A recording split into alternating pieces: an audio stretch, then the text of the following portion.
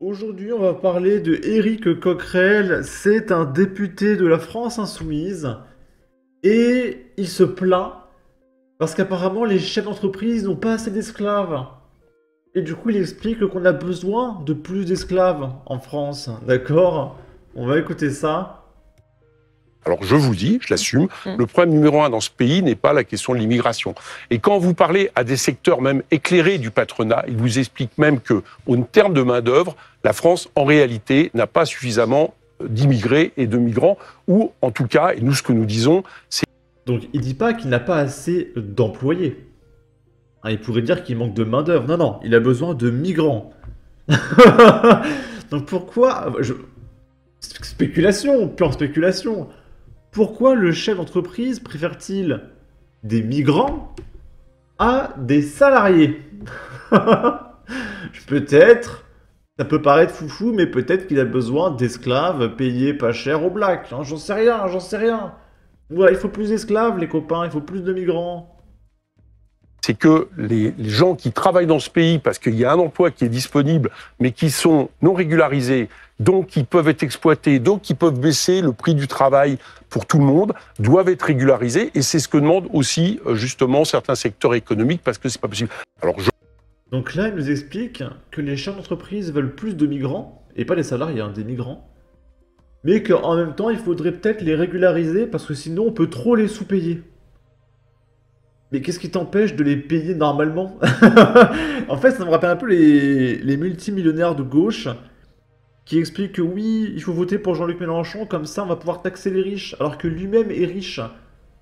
Mais il a besoin d'attendre qu'il y ait une loi et une taxe pour le taxer, parce que sinon il ne donnera pas son pognon.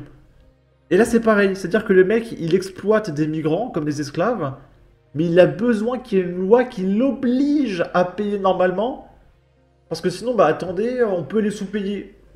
Bah oui, mais t'es pas obligé de les sous-payer, en fait, je comprends pas, c'est lunaire. Donc voilà, préparez-vous les copains, on a besoin de plus d'esclaves, ok? Là, c'est Pitonélique qui nous partage. Les films d'invasion de zombies étaient juste de la science-fiction d'anticipation. On est en Espagne.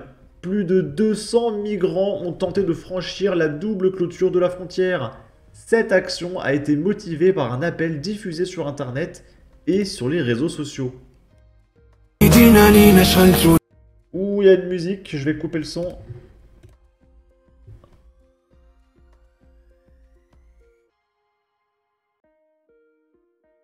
Et donc tout ça, c'est des migrants, hein. Fear the Walking Dead. Ça dure 1 minute 30 la vidéo, hein. Tout ça là, c'est des migrants.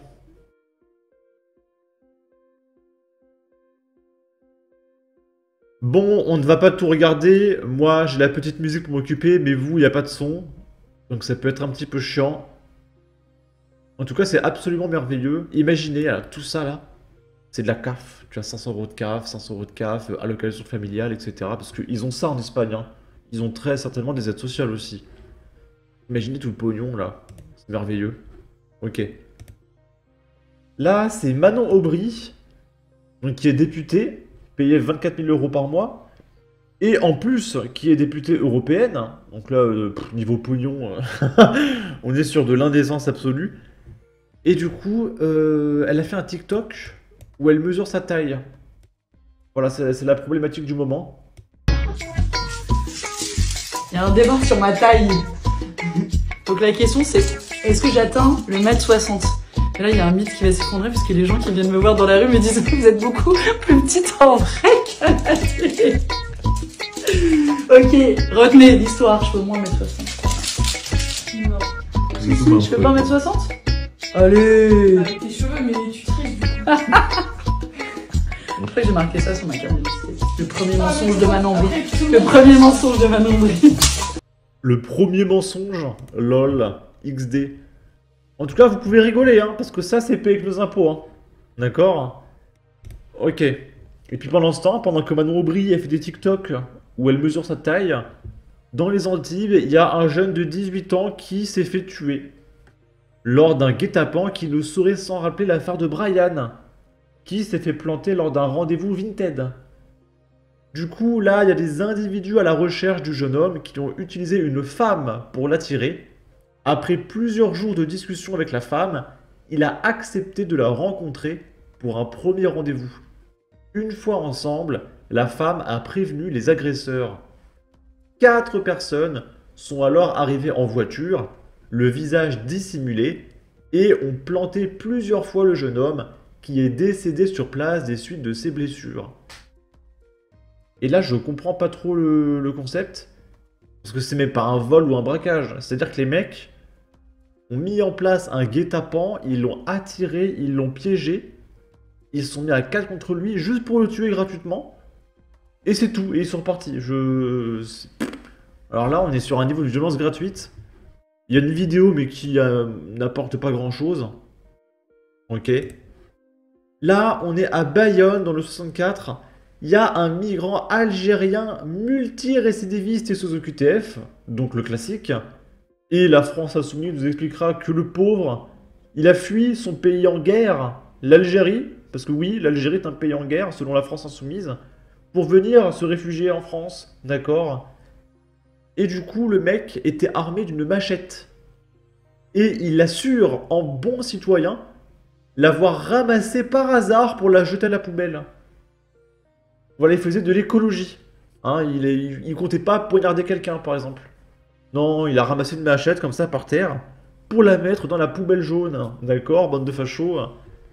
Et du coup, le système, qui est intolérable envers lui a donné 10 mois ferme et une interdiction du territoire français non définitive.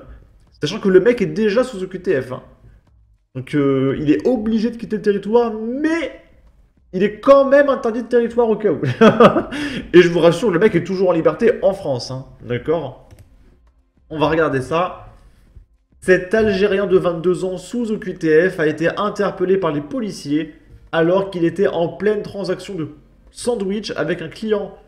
Pour ne rien arranger à son cas, le vendeur de stupes récidiviste était armé d'une machette et d'une bombe lacrymogène. Selon les dires du dealer, la machette traînait dans les escaliers de son immeuble et il l'a ramassée par hasard pour la jeter dans la poubelle jaune. C'est absurde. Bon, c'est moi qui précise poubelle jaune, hein, mais sans déconner, c'est du foutage de gueule.